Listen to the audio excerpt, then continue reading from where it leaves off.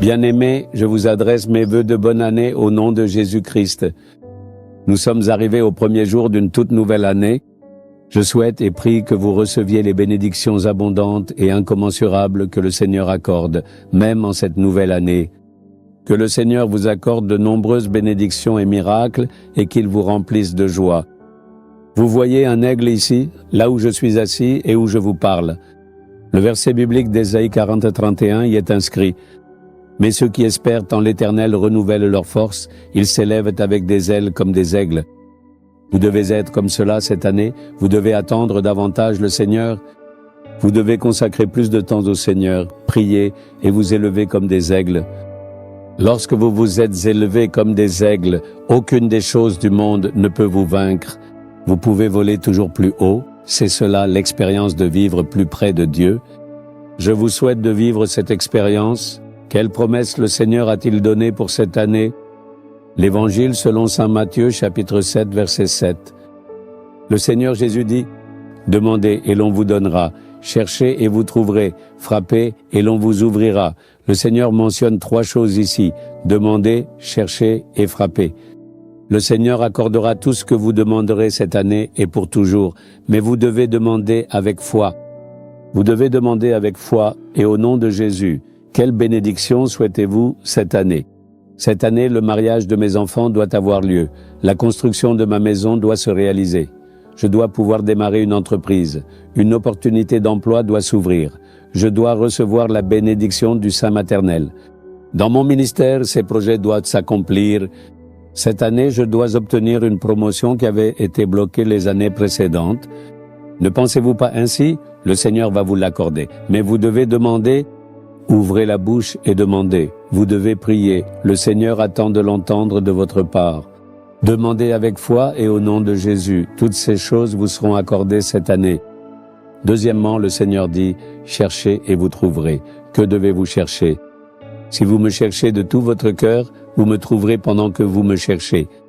Je me laisserai trouver par vous, dit le Seigneur. Cela a été écrit dans Jérémie 29. Le Seigneur vous demande de le chercher de tout votre cœur. La vie chrétienne ne consiste pas seulement à demander des bénédictions et à les recevoir, c'est plutôt chercher le Seigneur et sa face. Le Seigneur dit, « Mon peuple doit chercher ma face ». C'est le désir du Seigneur, donc vous devez chercher la présence et la face du Seigneur. Lorsque vous cherchez de tout votre cœur et avec soif, le Seigneur se révélera à vous. Le Seigneur désire que vous vous approchiez de lui. Le croyez-vous? La vie ne consiste pas seulement à demander et à recevoir de bonnes choses. Au contraire, c'est marcher plus près de Jésus, le voir et écouter sa voix.